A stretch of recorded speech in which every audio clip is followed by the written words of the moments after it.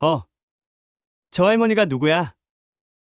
아까 신랑 측 가족은 엄마 혼자라고 했잖아. 맞아요. 이분은 내 시어머니예요.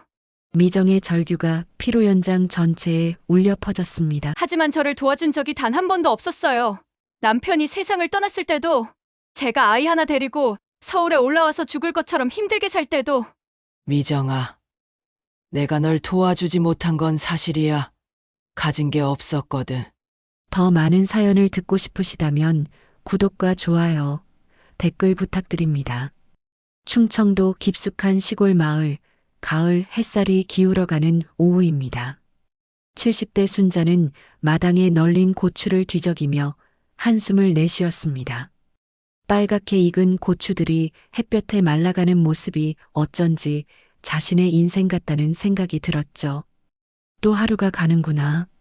순자의 목소리는 적막한 마을에 스며들었습니다. 손끝이 거칠어진 손으로 고추 하나를 집어들었습니다.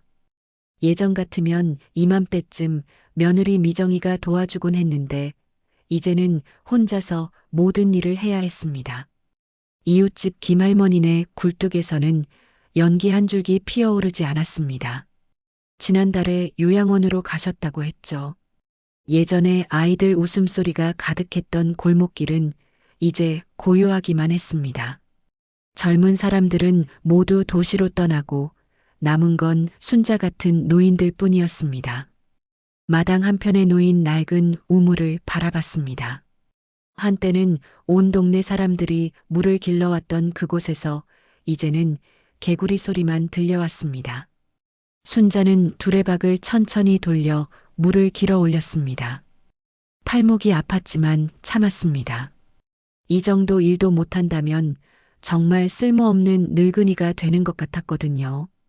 집 안으로 들어서니 낡은 장독대가 눈에 들어왔습니다. 한때는 정성스럽게 담근 된장과 간장이 가득했던 그곳에 이제는 잡초만 자라고 있었습니다. 순자는 무릎을 구부려 잡초를 뽑으려 했지만 관절이 아파서 금세 포기했습니다. 남편이 있었으면 벌써 깔끔히 정리해놨을 텐데. 순자의 남편 덕수는 5년 전 갑작스럽게 세상을 떠났습니다. 그날도 평소처럼 여보, 밭에 좀 다녀올게라고 말하며 호미를 들고 나갔습니다.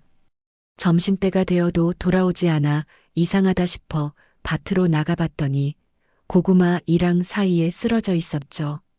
여보, 여보야. 아무리 흔들어도 깨어나지 않았습니다. 이웃들의 도움으로 급히 병원으로 옮겼지만 이미 늦었습니다. 의사는 뇌출혈로 즉사했을 것이라고 했습니다. 평생 건강했던 사람이었는데 마치 바람처럼 허무하게 떠나버렸습니다. 그보다 더 큰 아픔은 아들 성우를 잃은 것이었습니다. 35살의 한창 나이에 교통사고로 세상을 등진 아들. 그날도 엄마 다녀올게요라고 말하며 출근하던 아들이 저녁에는 차가운 시신이 되어 돌아왔습니다. 순자는 아직도 그날 밤 장례식장에서의 일들을 잊을 수 없었습니다. 관 속에 누워있는 아들의 얼굴을 보며 성호야, 엄마가 대신 갈게라고 울부짖었던 기억. 며느리 미정이 어린 준호를 안고 오열하던 모습. 모든 것이 악몽 같았습니다. 남편과 아들을 연달아 잃은 뒤 며느리 미정은 손자 준호를 데리고 서울로 떠났습니다. 어머니, 여기서는 준호를 키우기 힘들어요. 서울에 가서 새로 시작하겠어요. 그때 순자는 말렸어야 했는지도 모릅니다. 미정아, 여기서 함께 살자. 내가 준호 키우는 거 도와줄게. 하지만 그런 말은 차마 할 수 없었습니다. 며느리의 마음도 이해가 됐고 무엇보다 자신에게 도움이 될 만한 능력이 있는지 의문이었거든요. 순자는 거실로 들어가 오래된 장롱 위에 놓인 액자를 바라봤습니다. 흑백 사진 속에는 어린 준호가 환하게 웃고 있었습니다. 당시 8살이었던 준호는 할머니가 해준 계란찜을 먹으며 할머니, 이거 정말 맛있어요. 엄마보다 할머니가 요리를 더 잘해요. 라고 말하곤 했죠. 순자는 그때의 준호 모습을 생생히 기억하고 있었습니다. 감기에 걸렸을 때 밤새 간병하며 죽을 끓여 먹였던 일, 학교에서 받아온 상장을 자랑하며 할머니, 제가 반에서 1등 했어요. 라고 뛸 듯이 기뻐하던 일, 할머니 무릎을 베고 할머니 냄새가 좋아요라고 말하며 잠들던 일들. 내가 저 아이 밥 한술 뜨게 해준 게 몇 번이나 된다고. 순자는 중얼거리며 사진을 쓸어내렸습니다. 사진 속 준호의 어린 얼굴을 바라보고 있으면 가슴 한편이 따뜻해지면서도 동시에 아려왔습니다. 저녁이 되자 순자는 혼자만의 식사를 준비했습니다. 김치찌개 한 그릇과 밥, 그리고 마당에서 딴 상추 몇 잎이 전부였죠. 예전에는 네 식구가 둘러앉아 떠들썩하게 먹던 식탁이었는데 이제는 순자 혼자만의 공간이 되어버렸습니다. 미정이와 준호는 잘 살고 있을까? 숟가락을 입에 넣을 때마다 같은 생각이 들었습니다. 서울에서 어떻게 살고 있는지, 준호는 건강한지, 대학은 잘 다니고 있는지 궁금한 것 투성이었지만 연락할 방법이 없었습니다. 그래도 순자는 희망을 버리지 않았습니다. 혹시나 해서 집 전화는 그대로 두고 있었고 주소도 바꾸지 않았습니다. 언젠가는 며느리와 손자가 돌아올 거라는 믿음 때문이었죠. 밤이 깊어지자 순자는 준호의 사진을 가슴에 안고 잠자리에 들었습니다. 다음 날 아침 순자는 평소보다 일찍 잠에서 깼습니다. 밤새 뒤척이다가 새벽 5시가 되자 그냥 일어났죠. 마당에 나가 고추를 뒤집고 있는데 멀리서 오토바이 소리가 들려왔습니다. 순자 할머니, 우편 왔어요. 동네 우체부 영수가 낡은 오토바이를 세우고 순자에게 손을 흔들었습니다. 이 시골 마을에 우편이 오는 일은 흔치 않았습니다. 가끔 농협에서 보내는 공문이나 보험 관련 서류 정도가 전부였죠. 웬 우편이 또 왔나? 순자는 앞치마에 손을 닦으며 천천히 걸어나갔습니다. 영수는 노란 봉투 하나를 내밀었습니다. 봉투는 생각보다 두툼했고 표면이 반짝거렸습니다. 평소 봤던 흰 봉투와는 확연히 달랐죠. 할머니, 이거 서울에서 온 거예요. 뭔가 중요한 것 같은데요? 영수의 말에 순자의 손이 살짝 떨렸습니다. 서울에서 온 우편이라니. 혹시 미정이에게서 온 걸까요? 아니면 준호가 보낸 건 아닐까요? 순자는 봉투를 받아들고는 한동안 말없이 들여다봤습니다. 할머니, 괜찮으세요? 안 좋은 소식은 아니겠죠? 아니야, 고마워 영수야. 수고했어. 순자는 영수를 보내고 집 안으로 들어갔습니다. 거실에 앉아 봉투를 자세히 살펴봤습니다. 보내는 사람 이름을 보니 김미정이라고 적혀 있었습니다. 며느리 미정이 분명했습니다. 미정이가 왜 갑자기? 순자의 가슴이 두근거렸습니다. 15년 만에 받는 며느리의 소식이었습니다. 좋은 소식일까요? 나쁜 소식일까요? 혹시 준호에게 무슨 일이 생긴 건 아닐까요? 온갖 생각이 머릿속을 스쳤습니다. 봉투를 열어보니 번쩍거리는 카드가 들어 있었습니다. 금박으로 화려하게 장식된 청첩장이었죠. 순자는 돋보기를 꺼내 들고 한 글자씩 천천히 읽어나갔습니다. 신랑 이준호, 신부 박소영. 순자의 눈이 커졌습니다. 준호의 결혼식 청첩장이었습니다. 손자가 결혼을 한다는 거였죠. 언제 이렇게 컸나 싶더니 벌써 28살이 된 성인이었습니다. 청첩장을 자세히 들여다봤습니다. 2024년 10월 15일 오후 2시 서울 그랜드 호텔 그랜드 볼룸에서 화려한 호텔 이름과 주소가 적혀 있었습니다. 순자는 그런 곳이 어떤 곳인지 상상도 할 수 없었습니다. 그런데 이상했습니다. 청첩장에는 신랑 측 부모로 김미정 한 명의 이름만 적혀 있었습니다. 조부모라는 아예 비어 있었죠. 순자의 마음이 씁쓸해졌습니다. 손자의 결혼식에 할머니는 존재하지 않는 사람 취급을 받고 있었습니다. 청첩장과 함께 편지 한 장이 들어 있었습니다. 미정의 손글씨였습니다. 어머니께 준호가 결혼합니다.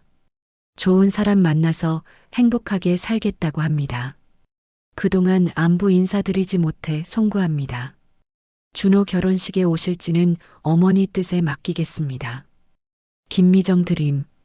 짧고 딱딱한 문체의 편지였습니다. 어머니라고 부르긴 했지만 정이 전혀 느껴지지 않았습니다. 마치 의무적으로 보내는 것 같았죠. 특히 오실지는 어머니 뜻에 맡기겠습니다라는 문장은 오지 않아도 상관없다는 뜻으로 들렸습니다. 순자는 편지를 읽고 또 읽었습니다. 기쁨과 서운함이 동시에 밀려왔습니다. 손자의 결혼 소식은 기뻤지만 15년 만에 받은 연락이 청첩장뿐이라는 사실이 마음을 아프게 했습니다. 이제 와서 내가 가도 되려나? 순자의 목소리가 떨렸습니다. 갑작스럽게 나타나서 결혼식을 망치는 건 아닐까요? 며느리는 자신을 원하지 않는 것 같은데 굳이 가야 할까요? 하지만 손자의 결혼식을 놓칠 수는 없었습니다. 순자는 거울 앞에 서서 자신의 모습을 바라봤습니다. 70대 할머니의 초라한 모습이 비쳤습니다. 낡은 옷에 주름진 얼굴, 거친 손. 화려한 서울 호텔에 어울린 것 같지 않았습니다. 내가 가서 준호한테 부끄러운 할머니가 되는 건 아닐까? 하지만 마음 한편에서는 다른 목소리가 들렸습니다. 그래도 가야지. 준호는 내 손자야. 내가 키운 아이야. 순자는 준호의 어린 시절을 떠올렸습니다. 할머니만 보면 달려와서 안기던 아이, 할머니 손을 꼭 잡고 걷던 아이. 오후 내내 순자는 고민했습니다. 마당에 나가 일을 하면서도 밥을 먹으면서도 계속 생각했습니다. 가야 할까 말아야 할까? 환영받지 못할 텐데 굳이 가야 할까? 저녁이 되자 순자는 결심했습니다. 오래된 장롱을 열고 가장 좋은 옷을 꺼냈습니다. 남편 덕수의 제사 때 입던 검은색 한복이었습니다. 15년 동안 장롱 속에 있어서 좀 낡았지만 그래도 가장 정중한 옷이었습니다. 이대로는 안 되겠어. 준호의 얼굴만이라도 보고 와야겠어. 순자는 검은색 보자기를 꺼내 옷 몇 벌을 싸기 시작했습니다. 속옷, 양말, 세면도구까지 하나씩 챙겼습니다. 서울이 얼마나 먼 곳인지 언제 돌아올 수 있을지 모르니까 꼼꼼히 준비했죠. 그리고 가장 중요한 것을 챙겼습니다. 준호의 어린 시절 사진이 든 낡은 지갑. 그 안에는 준호가 5살 때 그린 할머니 그림도 들어 있었습니다. 삐뚤빼뚤하지만 할머니 사랑해요라고 쓴 글씨가 선명했습니다. 준호야, 할머니가 간다. 순자는 준호의 사진에 대고 중얼거렸습니다. 15년 만에 손자를 만난다는 생각에 가슴이 뛰었습니다. 과연 준호는 자신을 알아볼까요? 반가워할까요? 밤이 깊도록 순자는 잠들지 못했습니다. 내일 아침 첫 차를 타고 서울로 가야 했습니다. 생전 처음 가보는 서울, 생전 처음 가보는 호텔 결혼식. 모든 것이 낯설고 두려웠지만 손자를 향한 그리움이 더 컸습니다. 새벽 5시 순자는 잠을 설치다가 일어났습니다. 오늘이 바로 준호의 결혼식 날이었습니다. 검은색 보자기에 싸둔 짐을 다시 한번 점검했습니다. 한복 그리고 준호의 사진이 든 낡은 지갑까지 모든 게 준비됐습니다. 자, 이제 가야지. 순자는 마지막으로 거울을 보며 머리를 단정히 빗었습니다. 70대 할머니의 모습이었지만 오늘만큼은 당당해 보이고 싶었습니다. 기차역에 도착하자 순자는 당황했습니다. KTX라는 새로운 기차가 생겼고 모든 것이 달라져 있었습니다. 젊은 영무원의 도움으로 겨우 표를 샀습니다. KTX에 올라탄 순자는 깜짝 놀랐습니다. 기차 안이 마치 비행기 같았습니다. 창밖 풍경이 쏜살같이 지나갔습니다. 논밭이 점점 줄어들고 대신 높은 건물들이 나타나기 시작했습니다. 세상이 이렇게 변했구나. 2시간 후 서울역에 도착했습니다. 순자는 보자기를 꼭 안고 내렸습니다. 그 순간 거대한 충격이 몰려왔습니다. 개미떼처럼 바삐 움직이는 사람들, 귀청이 터질 듯한 소음, 눈부신 전광판들. 어머나, 이게 서울이구나. 택시를 타고 청첩장 주소를 보여줬습니다. 택시 기사는 그랜드 호텔이네요. 웬만한 사람들은 거기서 결혼식 못 올려요라고 말했습니다. 순자의 마음이 더욱 무거워졌습니다. 30분 후 호텔 앞에 도착했습니다. 하늘까지 닿을 것 같은 높은 건물, 반짝이는 유리창, 화려한 장식들, 마치 궁전 같았습니다. 로비에 들어서는 순간 다리가 후들거렸습니다. 천장이 너무 높고 샹들리에가 반짝이고 대리석 바닥이 거울처럼 빛났습니다. 정장을 입은 사람들이 우아하게 걸어다니고 있었습니다. 순자는 자신의 모습을 돌아봤습니다. 검은색 한복을 입긴 했지만 이곳 사람들과 비교하면 너무 초라했습니다. 보자기까지 들고 있으니 완전히 시골에서 올라온 할머니 티가 났습니다. 호텔 직원의 안내로 3층 그랜드 볼룸을 찾아갔습니다. 엘리베이터 앞에서 순자는 잠시 망설였습니다. 정말 들어가도 될까요? 며느리 미정의 차가운 편지가 떠올랐습니다. 그때 엘리베이터 문이 열리고 정장을 입은 젊은 남자가 나왔습니다. 순자는 깜짝 놀라며 그를 바라봤습니다. 어디선가 본 것 같은 얼굴이었습니다. 혹시 준호? 젊은 남자는 순자를 빤히 바라보더니 눈을 크게 떴습니다. 15년이라는 세월이 흘렀지만 그 눈빛만큼은 어린 시절과 똑같았습니다. 할머니, 정말 할머니세요? 준호의 목소리가 떨렸습니다. 순자는 눈물이 핑 돌았습니다. 손자가 자신을 알아봐줬습니다. 준호야, 정말 너구나. 많이 컸네.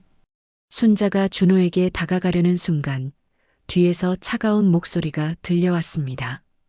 어머니, 왜 오셨어요? 며느리 미정이었습니다. 화려한 드레스를 입고 있었지만 표정은 얼어 있었습니다. 15년 전보다 훨씬 세련되어 보였지만 눈빛은 여전히 차가웠습니다. 미정아, 준호 결혼식이니까 왔지. 청첩장도 보내줬잖니. 청첩장은 보냈지만 미정은 주위를 둘러보며 속삭였습니다. 여긴 어머니 계실 곳이 아니에요. 손님들이 다 보잖아요. 순자는 주변을 둘러봤습니다. 정말로 사람들이 자신을 쳐다보고 있었습니다. 화려한 옷을 입은 사람들 사이에서 시골 할머니는 너무 튀었습니다. 엄마, 뭐 하시는 거예요? 할머니가 멀리서 오셨는데. 준호가 중간에 끼어들었습니다. 그의 목소리에는 당황스러움과 미안함이 섞여 있었습니다. 준호야, 이건 어른들 일이야. 넌 신부 옆에 있어야 하지 않겠니? 하객들이 기다리고 있어. 미정은 재빨리 준호를 돌려보내려 했습니다. 하지만 준호는 쉽게 물러서지 않았습니다. 할머니, 정말 오셔서 감사해요. 할머니가 오실 줄 몰랐어요. 준호의 말에 순자의 눈물이 흘러내렸습니다. 손자는 여전히 착했습니다. 하지만 동시에 가슴이 아팠습니다. 할머니가 올 줄 몰랐다니 미정이 자신의 존재를 완전히 지웠다는 뜻이었습니다. 준호야, 할머니는 너만 보면 돼. 괜찮으니까 가서 준비해. 미정은 순자를 구석진 곳으로 이끌었습니다. 어머니, 죄송하지만 오늘은 조용히 지나갔으면 좋겠어요. 이곳 사람들은 어머니를 모르거든요. 순자는 이제야 깨달았습니다. 자신이 이곳에서는 존재하지 않는 사람이라는 것을. 미정은 15년 동안 시어머니의 존재를 완전히 지우고 살아온 것입니다. 미정아, 나도 준호의 할머니야. 그 아이 키운 사람이고, 그건 옛날 일이에요. 지금 준호에게는 엄마인 제가 전부예요. 미정의 말이 비수처럼 순자의 가슴을 찔렀습니다. 하지만 포기할 수 없었습니다. 그래도 손자 결혼식이니까 구석에라도 앉아있게 해줘. 미정은 한숨을 쉬었습니다. 주변 사람들의 시선이 부담스러웠습니다. 알겠어요. 하지만 아무 말씀도 하지 마세요. 그리고 미정은 순자의 보자기를 보며 말했습니다. 저걸 어디 맡기세요? 너무 눈에 띄어요.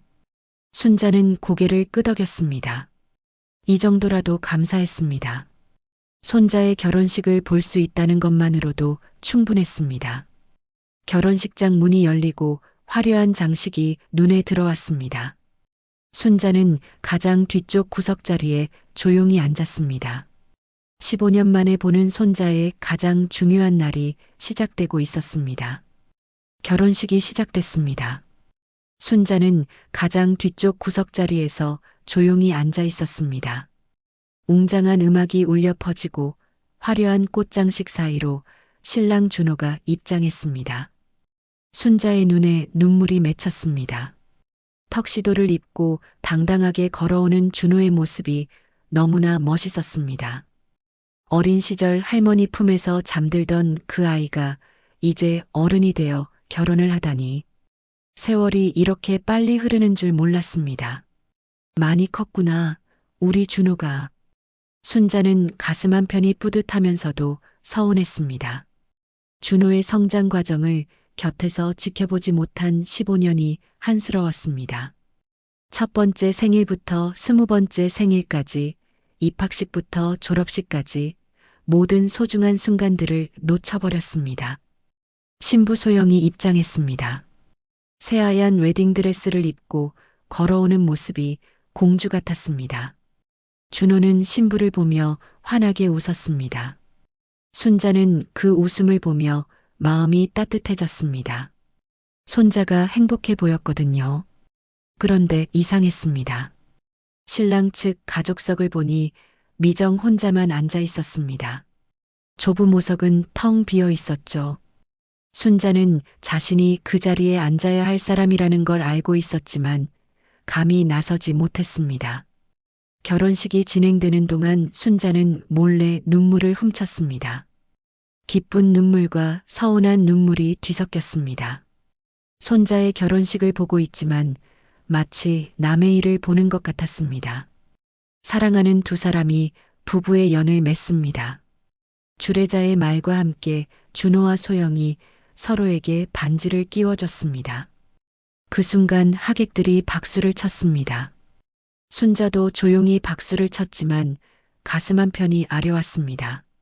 식이 끝나고 사진 촬영 시간이 됐습니다. 신랑 신부를 중심으로 가족 사진을 찍기 시작했습니다.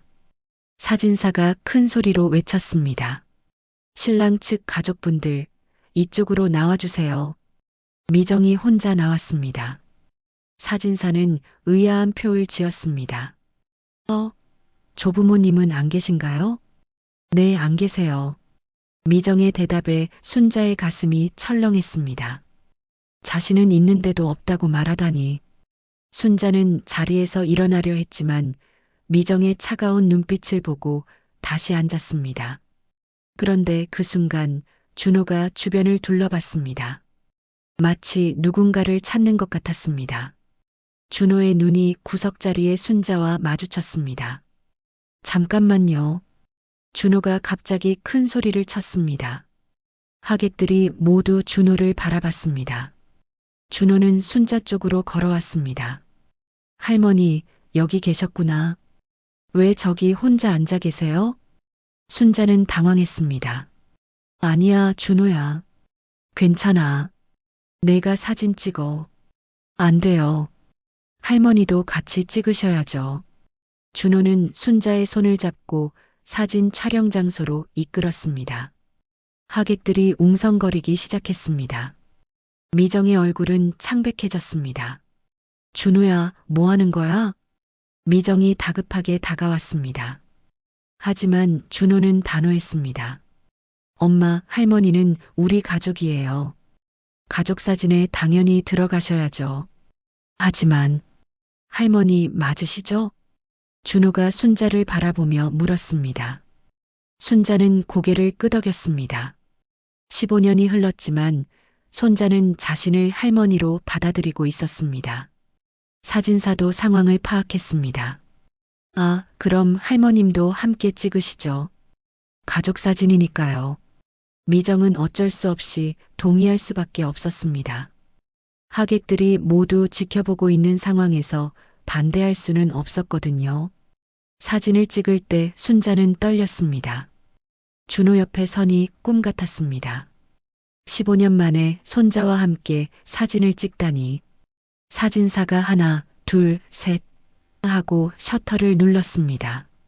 사진 촬영이 끝나고 피로연이 시작됐습니다. 순자는 다시 구석자리로 가려 했지만 준호가 말렸습니다. 할머니, 저희 테이블에 앉으세요. 아니야, 준호야. 난 괜찮아. 안 돼요. 할머니는 가족이에요. 준호의 고집에 순자는 어쩔 수 없이 가족 테이블에 앉았습니다. 미정은 내심 불편해했지만 겉으로는 드러내지 않았습니다. 신부 소영이 순자에게 다가와 인사했습니다. 안녕하세요, 할머니. 처음 뵙겠어요. 그래, 예쁘구나. 우리 준호가 좋은 사람 만났네. 순자의 말에 소영이 환하게 웃었습니다. 할머니 말씀 많이 들었어요. 준호가 할머니 이야기를 종종 하거든요. 그 말에 순자는 깜짝 놀랐습니다. 준호가 자신 이야기를 했다니. 15년 동안 잊혀진 존재인 줄 알았는데 준호의 기억 속에는 여전히 할머니가 남아 있었던 것입니다. 정말? 네, 할머니가 해주시던 계란찜 이야기도 하고 함께 찍은 사진도 보여줬어요. 순자의 눈에 눈물이 맺혔습니다. 손자가 자신을 기억해주고 있었다는 사실이 너무 고마웠습니다. 그런데 그때 술에 취한 하객 한 명이 큰 소리로 말했습니다. 저 할머니가 누구야? 아까 신랑 측 가족은 엄마 혼자라고 했잖아. 순간 피로 연장이 조용해졌습니다. 사람들의 시선이 순자에게 집중됐습니다.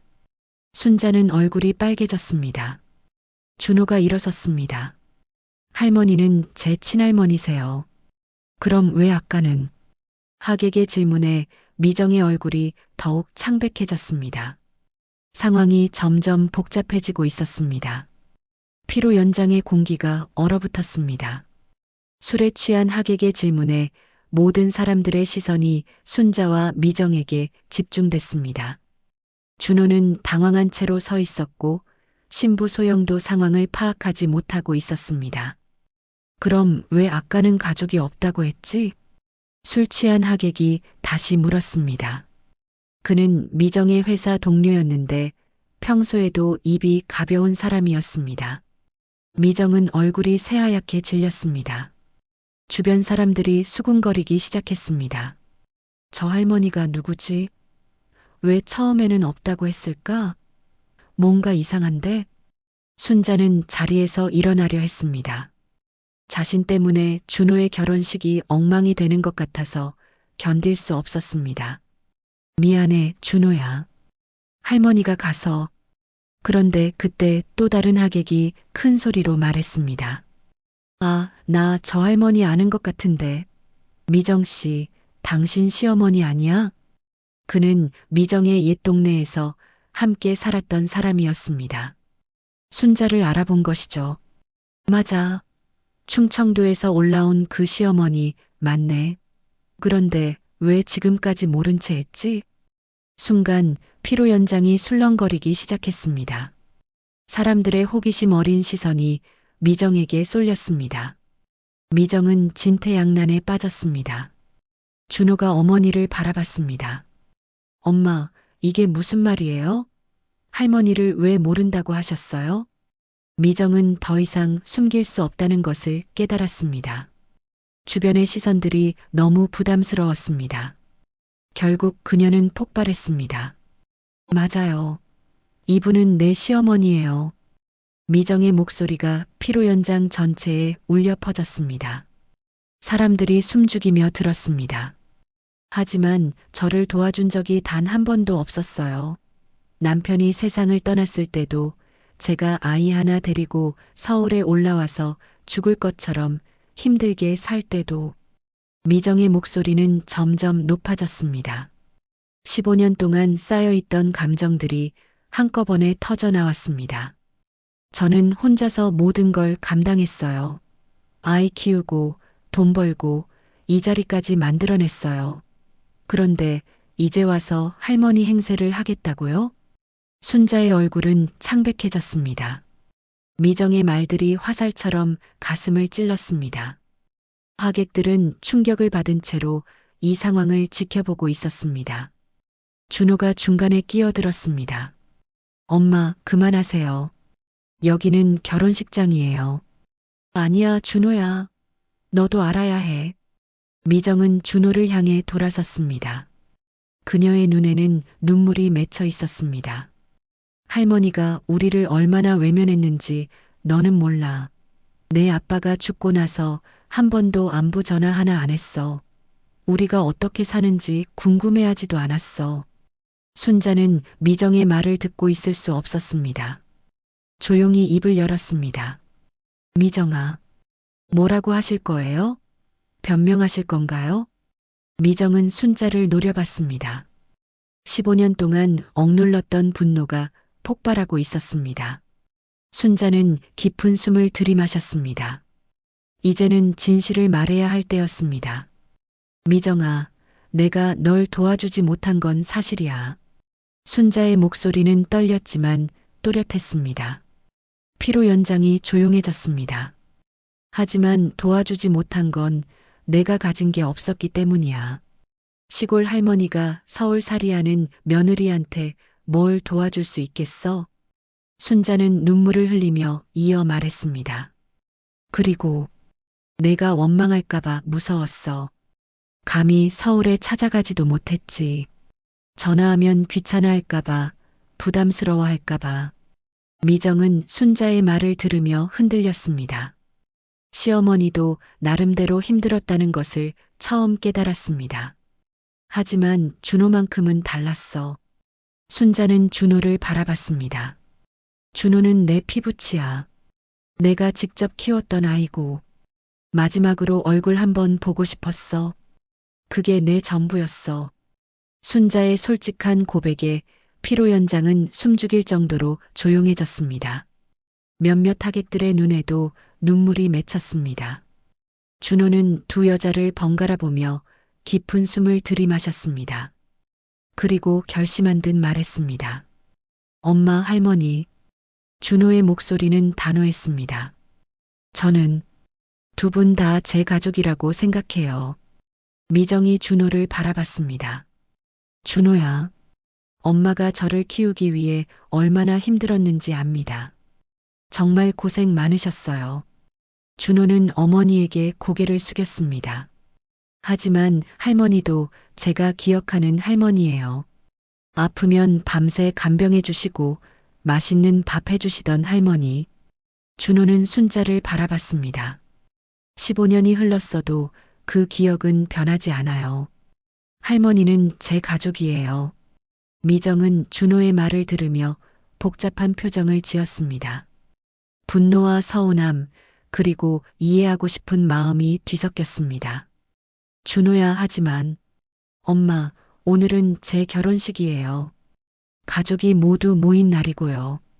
준호는 신부 소영의 손을 잡았습니다. 우리 가족, 이제 다시 시작할 수 있지 않을까요? 소영도 고개를 끄덕였습니다. 저도 할머니와 어머니 두 분 다 가족으로 모시고 싶어요. 하객들이 박수를 치기 시작했습니다. 감동적인 장면을 본 사람들의 눈에는 눈물이 맺혀 있었습니다. 미정은 여전히 복잡한 마음이었지만 더 이상 반대할 수 없었습니다. 준호의 결혼식을 망칠 수는 없었거든요. 순자는 조용히 자리에 앉았습니다. 마음이 무거웠지만 동시에 안도감도 들었습니다. 15년 동안 숨겨져 있던 진실이 드러난 것입니다. 피로연은 다시 정상적으로 진행됐지만 공기는 여전히 미묘했습니다. 모든 것이 해결된 것은 아니었습니다. 피로연이 끝나고 하객들이 하나둘 떠나기 시작했습니다. 순자는 구석에 홀로 앉아 있었습니다. 아까의 소동 이후 사람들의 시선이 부담스러웠습니다. 몇몇 하객들이 지나가며 수군거리는 소리가 들렸습니다. 저 할머니 때문에 결혼식이 엉망됐네. 며느리 말도 이해가 되긴 하던데. 순자는 고개를 숙였습니다. 자신 때문에 준호의 결혼식에 먹구름이 낀 것 같아 죄송했습니다. 이럴 줄 알았다면 오지 않았을 텐데라는 생각이 들었습니다. 그때 미정이 다가왔습니다. 그녀의 표정은 여전히 복잡했습니다. 분노는 가라앉았지만 서운함과 어색함이 남아 있었습니다. 어머니, 미정이 조심스럽게 입을 열었습니다. 잠깐 밖에서 이야기 좀 할까요? 순자는 놀랐습니다. 미정이 먼저 대화를 요청한 것은 15년 만에 처음이었습니다. 두 사람은 호텔 로비 한쪽으로 걸어갔습니다. 미정은 한동안 말없이 서 있다가 입을 열었습니다. 어머니, 아까는 너무 흥분해서 그랬어요.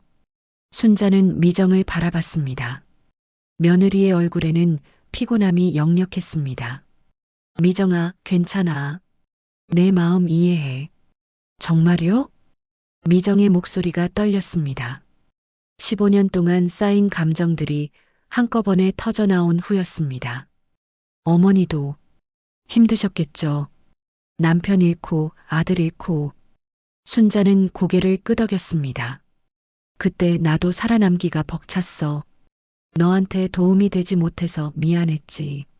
두 여인은 잠시 침묵했습니다. 15년 동안 쌓인 오해와 서운함이 조금씩 녹아내리고 있었습니다. 어머니, 사실은 미정이 입을 열었습니다. 준호가 어릴 때 자꾸 할머니를 찾더라고요. 할머니는 언제 와? 할머니 보고 싶어 그러면서. 순자의 눈에 눈물이 맺혔습니다. 처음엔 어머니가 원망스러웠어요. 연락도 안 하시고 찾아오지도 않으시고. 그런데 준호가 자꾸 할머니 이야기를 해서 저도 모르게 할머니를 지우려고 했나 봐요. 미정의 고백에 순자는 가슴이 아팠습니다. 자신의 무관심이 며느리를 더 힘들게 만들었다는 걸 깨달았습니다. 미정아, 내가 잘못했어. 용기가 없었어. 내가 부담스러워할까봐, 싫어할까봐. 어머니도 무서우셨구나. 미정이 중얼거렸습니다. 그동안 시어머니를 강한 사람이라고만 생각했는데 실제로는 자신과 같은 두려움을 가진 사람이었던 것입니다. 그때 준호가 다가왔습니다. 엄마, 할머니, 여기 계셨네요.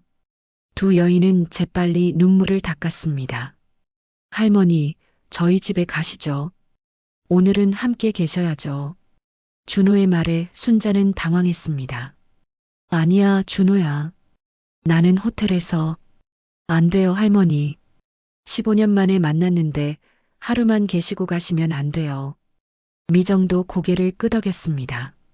어머니, 오늘은 준호 집에 가세요. 순자는 며느리의 변화된 태도에 놀랐습니다. 준호의 신혼집은 강남의 25층 아파트였습니다. 순자는 창밖 야경을 보며 감탄했습니다. 정말 높구나. 준호가 이렇게 성공했구나. 신부 소영이 차를 준비해 왔습니다. 할머니, 녹차 드세요. 고마워, 소영아. 우리 준호가 좋은 사람 만났네. 소영이 부끄러워하며 말했습니다. 할머니, 준호가 할머니 이야기를 자주 해요. 할머니 계란찜이 정말 맛있었다고요. 순자의 마음이 따뜻해졌습니다. 손자가 자신을 기억해주고 있었던 것입니다. 저녁이 되자 미정이 일어났습니다. 저는 이만 가보겠습니다. 엄마, 여기서 주무셔도 되는데요. 아니야, 내일 일찍 출근해야 하거든. 미정은 순자를 바라봤습니다. 여전히 어색했지만 적대감은 많이 사라진 것 같았습니다. 어머니, 내일 시간 되시면 제 사무실 근처에서 점심 함께 할까요? 순자는 깜짝 놀랐습니다. 미정이 먼저 만남을 제안한 것입니다. 정말? 네, 할머니도 서울 구경하실 겸 해서요. 준호가 박수를 쳤습니다. 와, 정말 좋네요. 엄마, 할머니. 미정이 떠난 후 순자는 준호, 소영과 함께 시간을 보냈습니다. 준호는 어릴 때 이야기를 꺼냈습니다. 할머니, 저 할머니가 해주신 계란찜 아직도 기억해요. 정말? 네, 그리고 할머니가 밤에 동화책 읽어주시던 것도요. 콩쥐 팥쥐 이야기 기억하세요? 순자는 눈물을 흘렸습니다. 기억하지, 우리 준호가 그 이야기 좋아했잖아. 할머니, 내일 아침에 함께 전통시장 구경하실래요? 할머니가 좋아하실 것 같아서요. 순자는 고개를 끄덕였습니다. 손자와 함께 시간을 보낼 수 있다는 게 꿈 같았습니다. 밤이 되어 잠자리에 누우니 하루가 꿈 같았습니다. 순자는 창밖 서울 야경을 바라보며 생각했습니다. 오늘은 정말 많은 일이 있었습니다. 갈등도 있었지만 그 덕분에 15년 동안 쌓인 오해들이 조금씩 풀리기 시작했습니다. 미정의 마음도 자신의 마음도. 가장 기쁜 건 준호가 자신을 기억해주고 있다는 사실이었습니다. 그리고 내일은 미정과 점심을 함께 먹기로 했습니다. 15년 만에 처음으로 며느리와 단둘이 시간을 보내게 되는 것입니다. 순자는 가슴이 두근거렸습니다. 과연 미정과 어떤 이야기를 나누게 될까요? 정말로 관계를 회복할 수 있을까요? 다음 날 오후 순자는 미정과의 약속 장소로 향했습니다. 미정의 사무실 근처 조용한 카페였습니다. 15년 만에 단둘이 만남이라 가슴이 두근거렸습니다. 카페에 먼저 도착해 기다리고 있는데 미정이 들어왔습니다. 정장을 입은 미정의 모습은 당당하고 세련되어 보였습니다. 15년 전 시골 며느리와는 완전히 다른 사람이 됐습니다. 어머니, 오래 기다리셨어요? 아니야, 방금 왔어. 두 사람은 마주 앉았습니다. 어색한 침묵이 흘렀습니다. 무슨 말부터 해야 할지 몰랐습니다. 미정이 먼저 입을 열었습니다. 어머니, 어제 많이 놀라셨죠? 괜찮아. 내 속마음을 알 수 있어서 오히려 다행이었어. 속마음이요? 그래. 15년 동안 내가 얼마나 힘들었는지, 얼마나 원망했는지. 순자의 말에 미정은 고개를 숙였습니다. 어머니, 사실 어머니가 미웠어요. 미정의 솔직한 고백이 시작됐습니다. 남편이 죽었을 때 정말 막막했어요.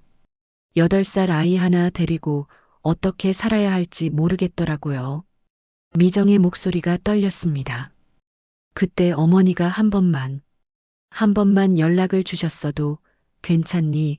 같이 살자고 말씀해 주셨어도 좋았을 텐데. 순자는 가슴이 찔렸습니다. 며느리의 마음을 제대로 헤아리지 못했던 자신이 미안했습니다. 서울 올라와서는 더 힘들었어요. 아는 사람 하나 없고 준호는 자꾸 할머니 보고 싶어. 할머니 언제 와? 라고 그러고. 미정은 눈물을 훔쳤습니다. 그럴 때마다 가슴이 아팠어요. 준호한테 뭐라고 대답해야 할지 몰라서. 순자는 미정의 손을 바라봤습니다.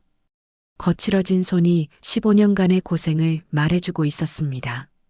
미정아, 내가 정말 잘못했어. 순자가 조용히 말했습니다. 나도 무서웠어. 내가 부담스러워할까봐, 싫어할까봐. 무서우셨다고요? 그래. 시골 할머니가 서울 사는 며느리한테 뭘 도와줄 수 있겠어.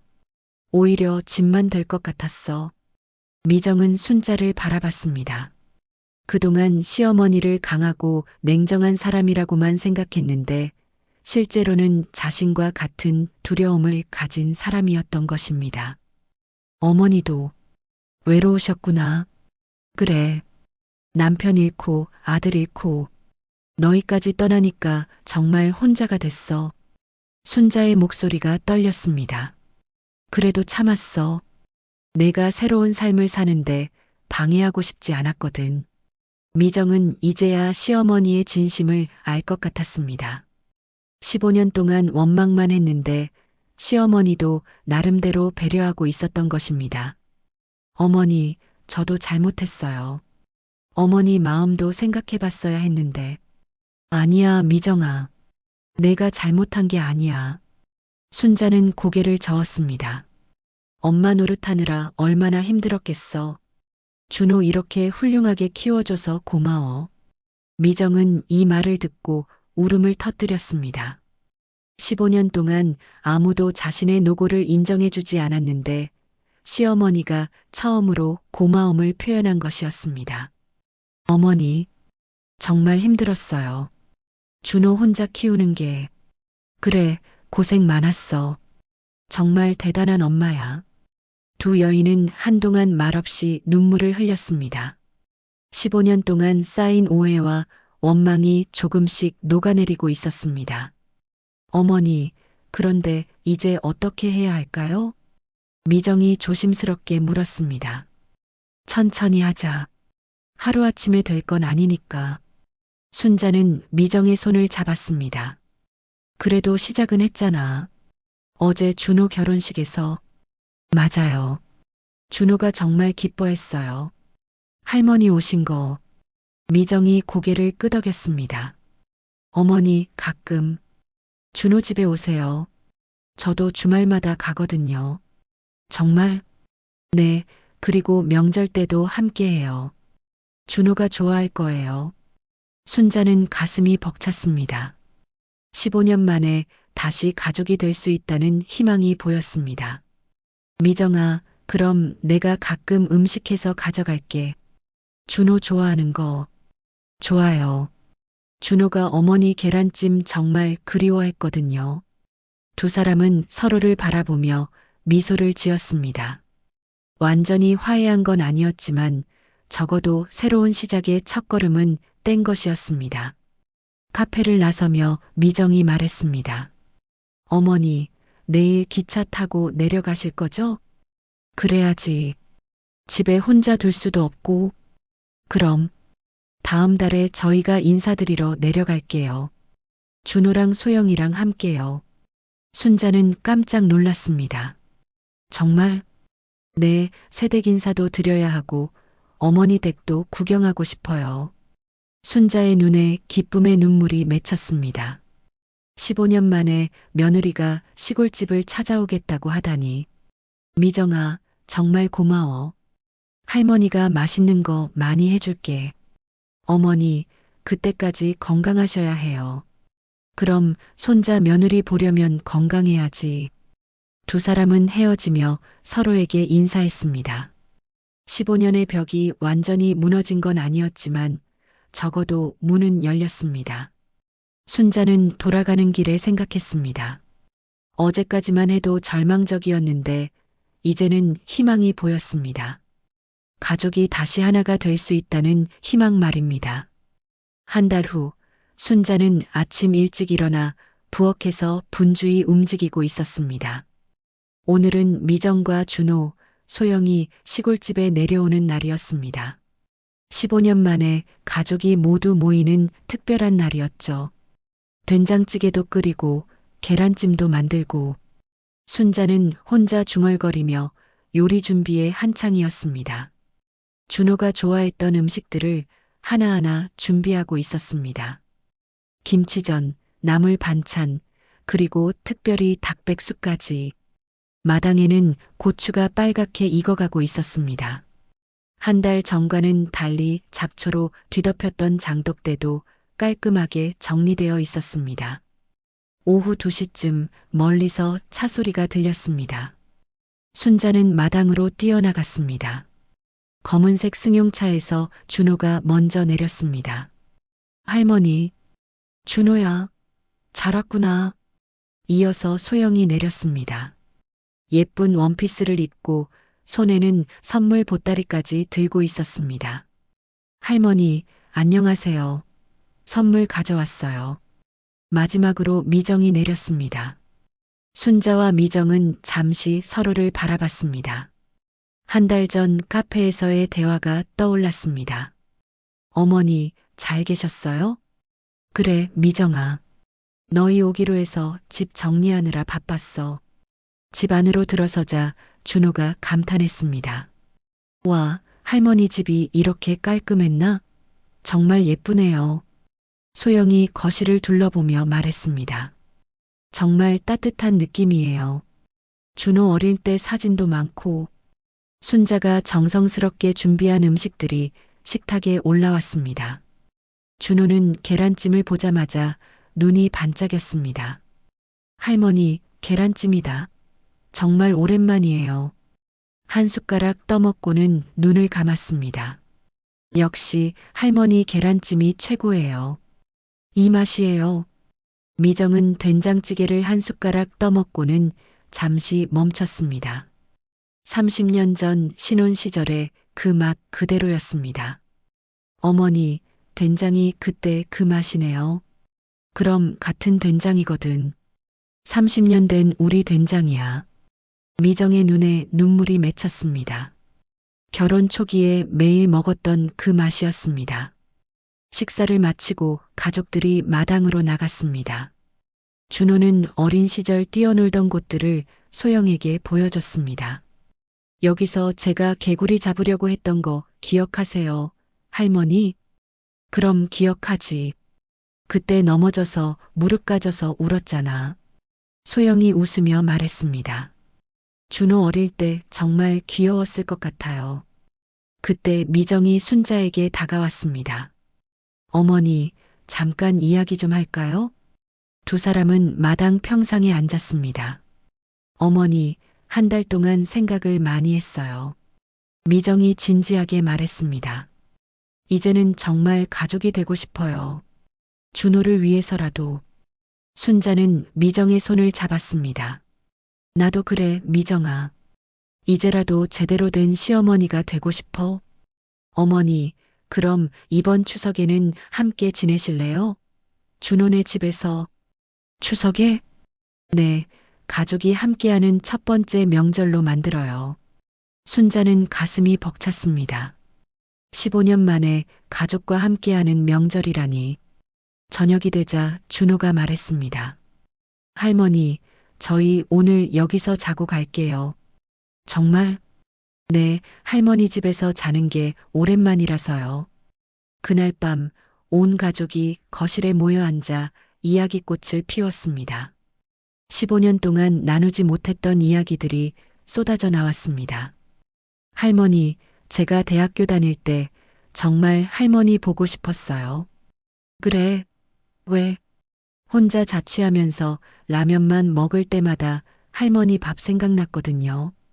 순자는 준호의 손을 잡았습니다. 우리 준호 고생했구나. 미정도 말했습니다. 어머니, 저도 준호 키우면서 어머니 생각 많이 났어요.